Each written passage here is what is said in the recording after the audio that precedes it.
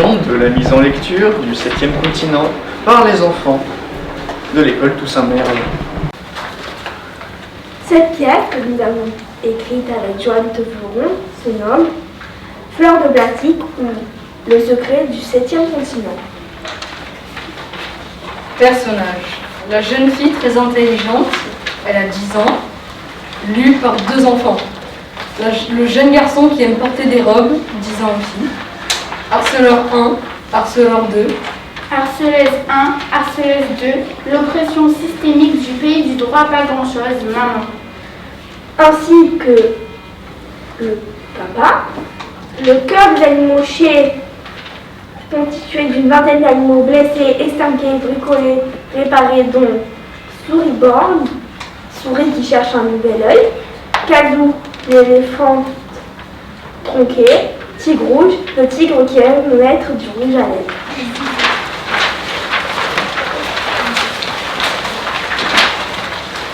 Prologue. Notre histoire se passe sur une grande île. On appelle ça un continent. Ce n'est pas l'Afrique. Ce n'est pas l'Europe non plus. Encore moins l'Amérique. Ni l'Asie. L'Océanie? Que nenni. L'Antarctique? Brrr, non merci. Non, il s'agit d'un autre continent. Un autre continent? Ah bon? C'est nouveau? Ça vient de sortir? Pas tout à fait, c'est le continent le plus jeune de tous, c'est vrai. Même si ça fait un petit moment qu'il est là, on l'a trouvé en 1997. 1997? C'est un peu vieux? Ça bon? Ben oui, c'est le siècle dernier. Mais pour une planète, 1997, c'est tout frais. Et cet autre continent, ce 7e continent, c'est presque une nouveauté. D'habitude, dans l'histoire et dans la vie aussi, le nombre 7, c'est un nombre plutôt chouette. Parce que la plupart du temps, il y a quelque chose de magique. Mais si, le 7 couleurs de l'arc-en-ciel, un grand classique. Les bottes de 7 lieux que voit le petit poussé à l'ogre, trop pratique. Les 7 notes de la gamme. Les 7 étoiles de la petite ours. Les 7 étoiles de la grande ours. On parle même des 7 merveilles du monde. Mais dans notre histoire d'aujourd'hui, le nombre 7, il n'est pas magique. Mais alors, pas du tout. Parce que le 7e continent n'est pas fait de roches, de sable ou de terre. Il est fait Mais vas-y, dis-le. de merdouille. Oui, de merdouille. Le 7e continent est fait de briques et de brocs, de déchets tout azimuts. Grand comme 3 fois la France, se meut au seul gré des flots, jamais à la même place. C'est une île immense, en nuances de gris, sur laquelle parfois on trouve des points de couleur vive, comme des petites fleurs de plastique. Scène 1, la jeune fille très intelligente.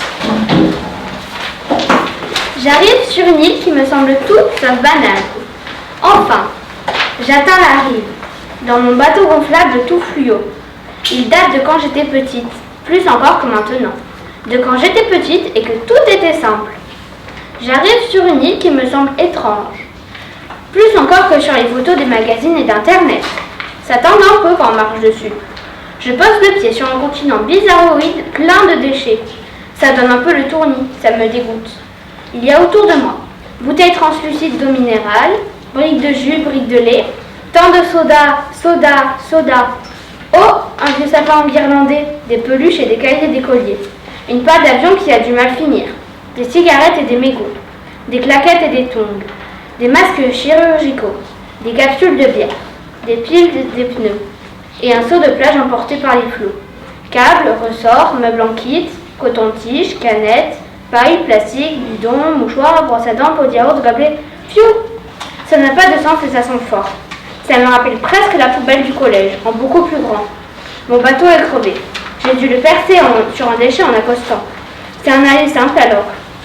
Bon, d'accord. C'est pas le plus beau des pays, mais j'ai ma grande gourde toute pleine, une poignée de graines et mon pendentif avec une photo de ma famille à l'intérieur. Ça ira, ça va le faire. Ici, je serai tranquille.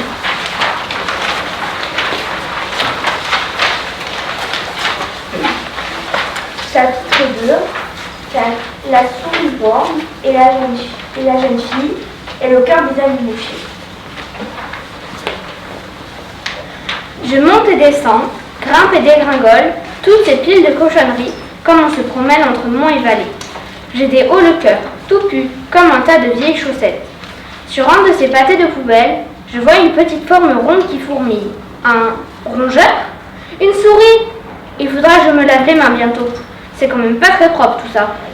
Excuse-moi, me suis-je permise de faire un commentaire sur son hygiène personnelle? Non, mais... Je rêve? Vous savez parler? Tu sembles surprise. C'est parce que jusqu'à présent, je n'ai jamais entendu de souris parler. C'est peut-être parce que jusqu'à présent, tu ne savais pas écouter. Que fais-tu sur ce tas de détritus? Je cherche un truc. Ah bon? Un œil. Je ne m'attendais pas à ça. De remplacement, il m'en manque un. Pardon, je n'avais pas fait attention. C'est que tu ne sais pas regarder non plus. Je cherche à lâcher ce trou que j'ai. Convenons-en, il est peu esthétique. Je peux t'aider. Il faudra un bouton, un peu de colle et une bille plate. On doit bien pouvoir trouver tout ça dans tous ces tas. On colle la bille dans le bouton et si tu me trouves du fil et une aiguille, je pourrai coudre le tout au bon endroit. Et tu auras le plus bel œil de verre. Tu veux me piquer la peau et faire passer du fil, je me carapate. Oui, mais je ferai tout bien tout doucement. Je me carapate. Attends, reviens. Tu ne comprends pas, je n'ai pas te faire de... La souris blanche rejoint le cœur des animauchés qui s'imposent. Oh, bonjour. Pourquoi ce jour serait-il bon? Je ne sais pas pour vous, mais pour moi c'est un jour parfait. Je suis contente d'arriver enfin à ce lieu et je vous souhaite d'être aussi heureuse que moi. Tu vas déchanter en entendant la suite. Va-t'en! Pardon? Tu es bien un jeune humain. Une jeune humaine, je suis une petite fille. C'est bien ce qui nous semblait. Souris borgne ne l'a pas vu. Elle voit moins bien que vous. Il lui manque un œil. Je sais, je voulais justement l'aider à... Retourne à tu viens. Nous nous sommes mis d'accord de ne plus vous compter parmi nos fréquentations. C'est de votre faute si nous avons si peu fière allure. C'est vrai que vous allez faire... C'est vrai que vous avez l'air fatigué et malade et triste. Que mangez-vous ici? Il y a parfois, par la mer, Par l'océan, les coraux, des emballages de fast-food qui arrivent jusqu'à nous. quand il reste une frite ou deux. Et un peu de sauce. C'est un vrai festin. Oh, et vous buvez quoi? On tire la langue quand il pleut. Ça n'a pas l'air d'être une vie, ça. Nous en avons une avant, mais nous avons dû la fuir. Avec nos peaux trouées et nos plaies offertes par les médecins, petite humaine. Nous avons eu l'idée pour cicatriser d'aller là où aucun humain n'irait chercher. Nous avons eu le domicile ici sous ses propres revenus. Depuis nous sommes maigres et sans confort. Il manque des bouts à certains d'entre nous, mais nous sommes en vie. Tu es chez nous, petite humaine. Nous, les animaux. Abîmés, fatigués, esquintés, les animauchés. Tu es chez nous et tu n'es pas la bienvenue. Comprends-tu? Je suis confuse, mais je ne peux que rester. Pourquoi? Parce que je ne peux pas repartir, mon canot est crevé. Si je restais chez vous pendant quelque temps, on dit que je suis loin d'être bête. J'apprends vite et j'ai de la suite dans les idées. Sais-tu surtout te taire et te faire toute petite? Ça oui. Parfait. Tu peux t'installer, pour un moment seulement. Fais ta vie, mais sans raffut. Et ne reste pas dans nos pattes. Très bien, merci. Promis, je ne vous dérangerai pas. Je vais tout de suite préparer mon bivouac. Elle voit le cœur des animauchés. Et en un rien de temps, la jeune fille changea la vie sur le 7e continent. Elle commença par se faire un abri, sommaire au début, puis un peu plus confortable chaque jour. Et elle classa les choses sur l'île et recycla mille et une cochonneries auxquelles elle trouvait une utilité. Elle nous impressionna. Nous étions pourtant prévenus. Elle nous avait bien dit qu'il était loin d'être bête. Elle installa ensuite un système de récupération des eaux de pluie. Maintenant, nous n'avons plus soif. Elle a réussi à faire de ses graines des semis. Maintenant, nous n'avons plus faim. On en profite aussi. C'est vrai. Chacune de ses actions jusqu'ici fut bénéfique. Elle a l'air de se plaire ici. Mais toute cette sophistication nous inquiète. Si elle commençait à prendre trop de place, faire trop de bruit, On la garde alors? on l'aime ou on l'aime pas? Faut voir. Attendons. C'est pas facile à dire. C'est une jeune humaine. Son héritage est lourd. Et ce qu'elle a fait jusqu'à présent est encore trop peu pour gagner notre confiance. Scène 4, personnage, la jeune fille très intelligente, le cœur des animauchés et Kazoo l'éléphant de trompé. Un jour de mauvais temps, on entend au loin un grésillement misérable et triste. Qu'est-ce que c'est que cette musique? Oui, c'est une musique, étrange et mélancolique. Entends-tu? C'est Kazoo. Il y a des madames plus vieux comme ça. Où elle a des cafards. On dit que jadis c'était une grande siffleuse, que ses airs parcouraient la savane, apaisant les âmes, et même qu'elle maîtrisait tous les cuivres et les bois. Mais comme à nous tous et toutes, il nous est arrivé des malheurs. Elle a perdu son talent. On est peu de choses après tout. Briser le génie et tout s'effondre. Kazoo, que fais-tu? Kazoo, l'éléphant tronqué, sort du cœur des animaux géants. C'est un jour gris comme ma peau, je suis mal dedans alors je pleure. On a coupé ma trompe, volé mes défenses, depuis, tout est compliqué. Je ne peux plus rien attraper, je ne peux plus rien porter, je ne peux plus siffler comme jadis. C'était ma joie, c'est du passé. Je n'ai plus de souffle, plus de voix. Écoute, je siffle comme un moustique. Aujourd'hui, je suis ridicule, laide, inutile. Je peux peut-être t'aider. Les trompes d'éléphant ne sont pas que de répiettes. Ça ne repousse pas comme ça quand on les casse. Comment veux-tu enfin? Avec un peu plus d'imagination et un peu moins de désespoir. Jeune fille, que cherches-tu dans ce paquet de détritus?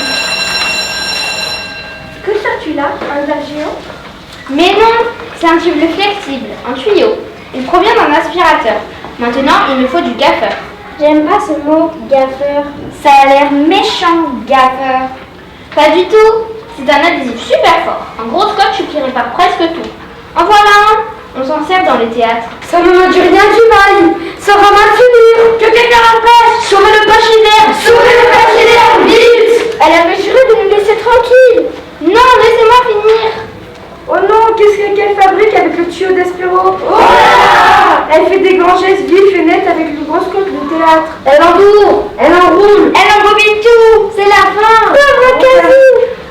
Voilà, il faudra arranger tout ça un peu, mais je crois qu'on a un début de semblant de guérison. Regardez, Kazoo en tout nouveau l'air. Alors, c'est un tout nouveau son, je dois m'y faire. Eh ben, vas-y, allez, fais ton truc. Barry, En poisson.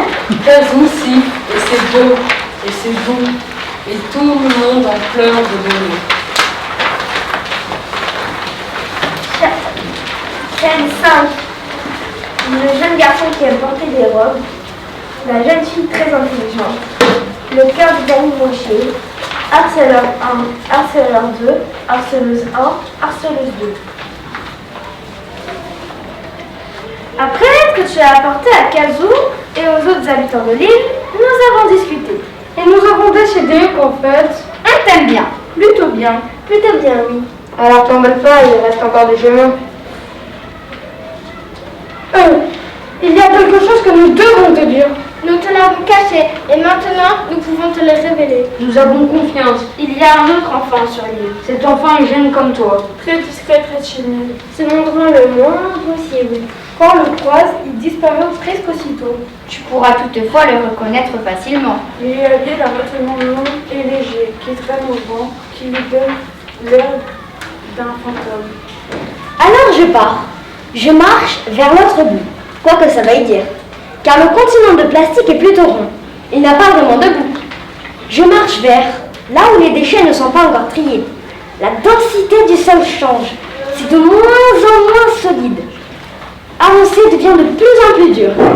J'ai l'impression de marcher sur de la neige fondue mélangée à de la boue. Mais ce n'est ni l'un ni l'autre. Ça n'est ni l'un ni l'autre. Attention! Qui me parle? Il faut que tu marches sur les ronds de serviettes. Qu'est-ce qui... Quoi? J'ai dit, il faut que tu marches sur les ronds de serviettes. Au sens propre? Ou c'est une expression que je ne connais pas? Marche sur les ronds de serviettes, au sens littéral. Mais c'est tout petit, ça ne suffira jamais mon poids. C'est ce qu'il y a de plus robuste ici. Fais-moi confiance. Sans ça, tu tomberas dans la gadoue d'ordures et je donnerai pas cher de ta peau. Montre-moi si tu veux te croire. Ah, je peux te voir, ça y est. Tu portes un vêtement long. Je cherche quelqu'un comme toi. C'est quoi ton nom? On m'a dit de ne pas le donner aux inconnus. Et toi? Pareil. Ah bah comme ça, on est bien. Bon, je marche sur les ronds de serviettes alors.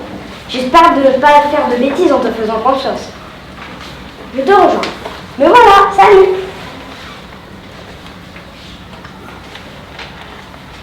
C'est quoi cette tenue? Une robe, qu'est-ce que ça peut te faire? Quand je suis arrivée ici, mes vêtements étaient tout déchirés. J'ai j'ai dû en chercher d'autres. Alors, je ne sais pas si tu as vu, mais ici, c'est pas vraiment un atelier de haute couture. Je me suis habillée avec ce que j'ai trouvé. Ça te va pas mal. Merci.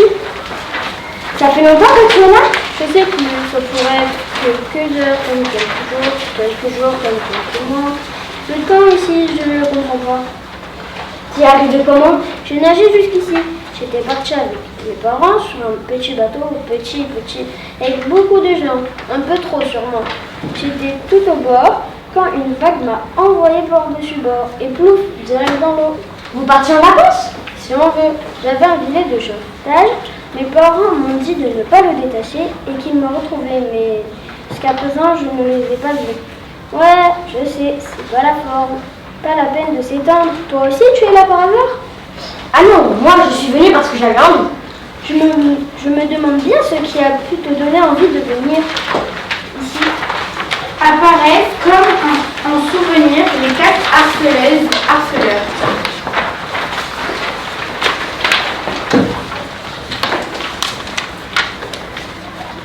Et regardez qui est là, l'intello, la fille qui a 10 ans et en 6e.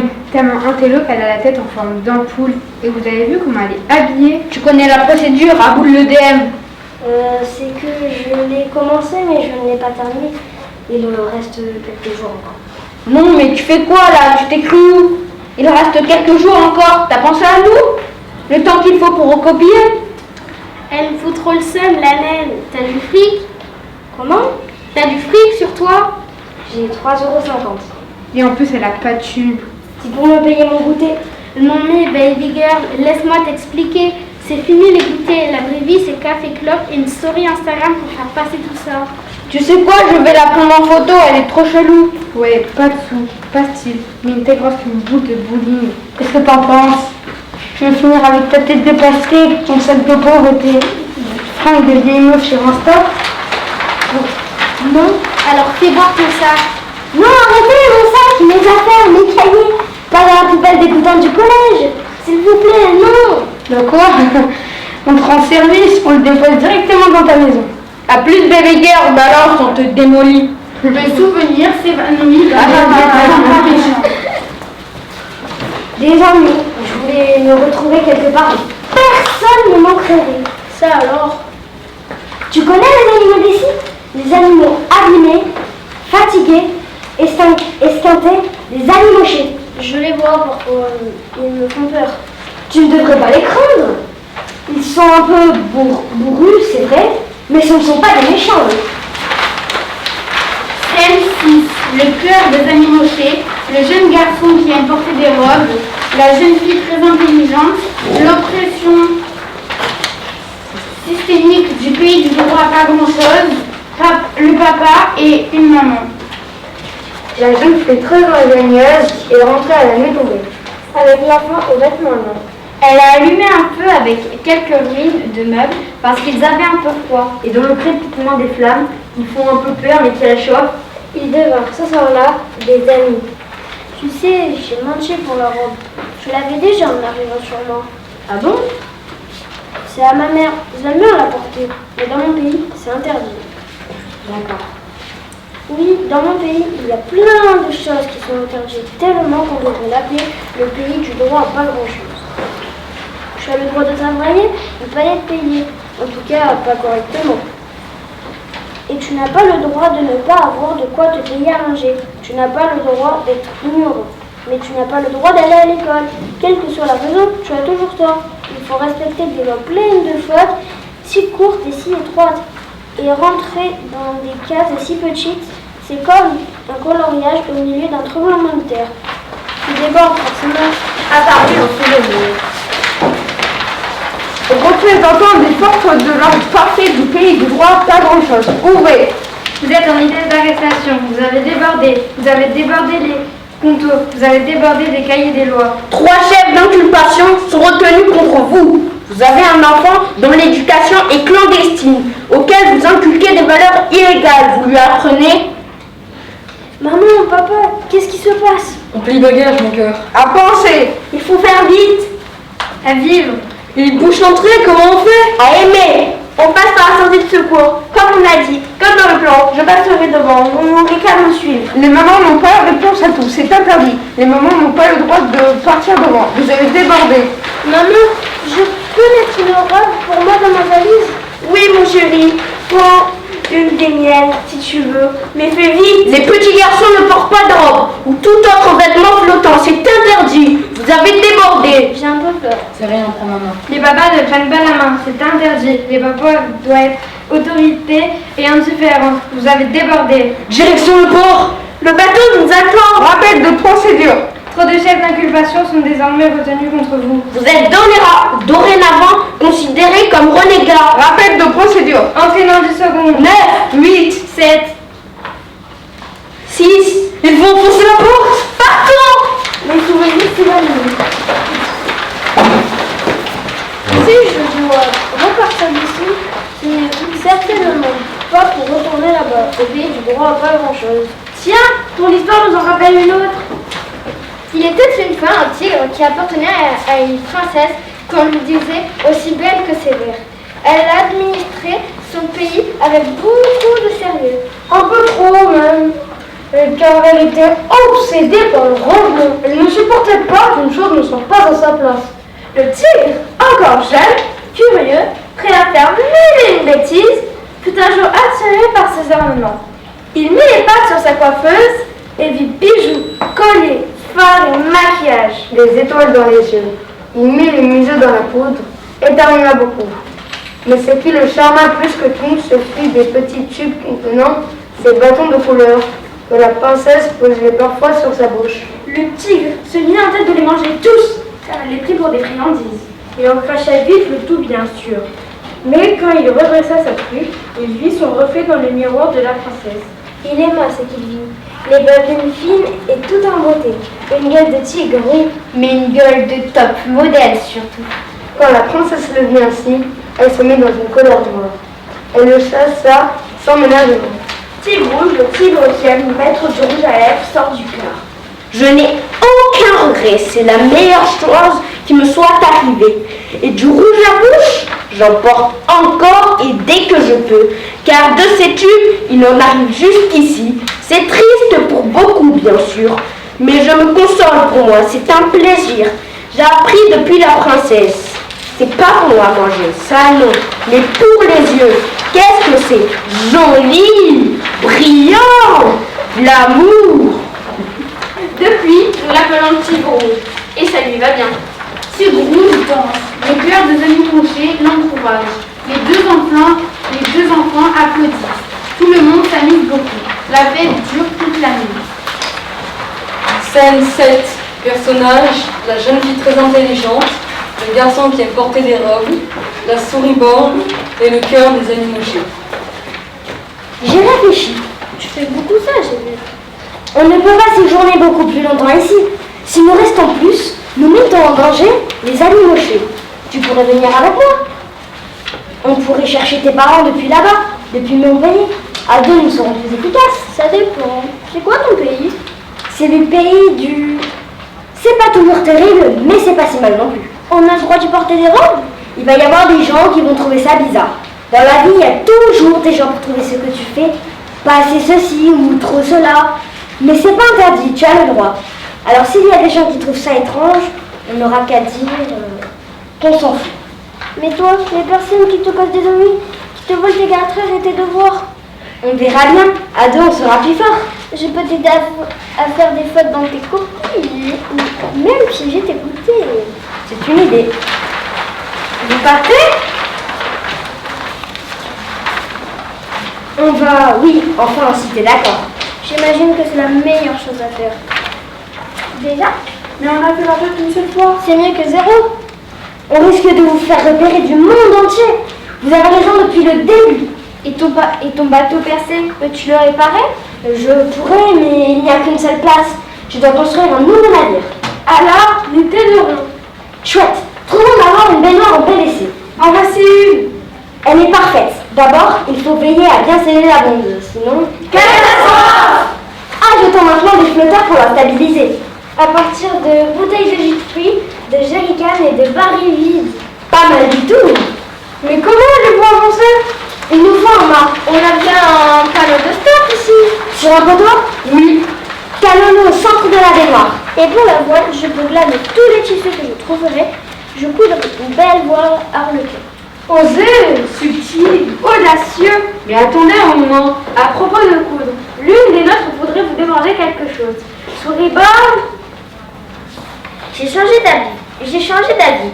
Vous avez l'air d'avoir le coup de main. Je voudrais bien que vous me raccommandiez une prunelle. Ça doit pouvoir se faire. Je préférais plutôt le jeune garçon. Toi, tu as de grosses mains. C'est pour construire de grandes choses. Lui a les doigts plus fins. Voilà, ton œil est rafistolé. Merci. Merci. Voilà, la baignoire vaisseau est prête. Avant de partir, Animoché, je voudrais vous rendre un dernier travail. Il est temps que vous appreniez à apprendre à lire. Si vous voulez apprendre pour lui, Mais quoi faire? Ça peut toujours servir. J'ai vu quelques livres traîner ici. Il faudra affiner ces éruditions pour continuer à vous cacher du monde. Possible. Et perspicace. c'est d'accord. Nous commencerons ce soir alors. Pour l'heure, dressons un rideau de carton sur lequel nous confectionnerons un trompe-l'œil fait de métal et de verre comme un miroir. De loin, on aura l'impression de voir que de l'eau et du ciel. C'est malin. Merci. Très vite. Le cœur vous allez mocher, la jeune fille très intelligente et le jeune garçon qui aime porter des robes. Tout est prêt? On dirait bien. C'est l'heure de se dire au revoir alors. On dirait bien. Merci, enfants humains. Nous avions des a priori, nous regrettons. Nous allons arranger le continent. Nous allons continuer à trier et allons le rendre mobile. Vous pensez un jour arrêter de vous cacher et de revenir sur Terre? Ça ne dépend pas que de nous. Dans le meilleur des cas, nous nous recroiserons. Dans le pire, nous reviendrons quand vous serez partis. Faites attention à vous. Attention à vous. Attention à nous tous. Démarrons la baignoire vaisseau. Rentrons. Adieu, Animoché, et courage. Adieu, enfants de terre et bon vent. Et maintenant, Animoché, du cœur à l'ouvrage. Souké. Tenez bon, accrochez-vous. Le cœur des Animoché actionne la machine dans le dos des enfants le 7e continent. Cette île en nuance du gris sur laquelle parfois on trouve des points de couleur vive comme des fleurs de plastique disparaît derrière les reflets de centaines de pixels de noir. Nous quittons la ville, puisqu'à deux nous serons plus forts. Et c'est en laissant nos amis que nous comprenons notre chance. La mer ne nous fera pas peur. Pas plus que la terre et ses monstres, et ses trolls et ses loups. Puisqu'à deux nous serons plus forts. Et quittons la rive pour des lendemains meilleurs. Où comme partout, les blessures existent, mais ne sont rien que peut soigner un ami. Nous faisons cap vers un nouveau rivage, un endroit où à tout et à qui que ce soit.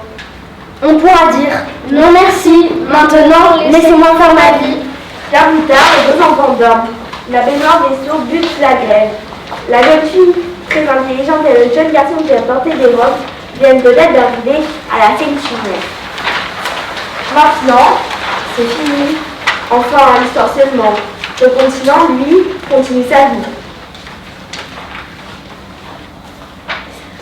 Les plus pensions diront que ce n'est pas réaliste, que ce n'est pas comme cela que ça se passe, qu'on ne peut pas par exemple marcher sur le 7e continent, parce qu'il n'est pas solide du tout et qu'il ressemble plutôt à une grosse soupe, encore pire que les soupes de boue que font les petits quand ils jouent à la dinette dans les jardins d'enfants. Mais c'est comme ça s'appelle de la fiction. Enfin, notre continent, enfin, lui, continue sa vie.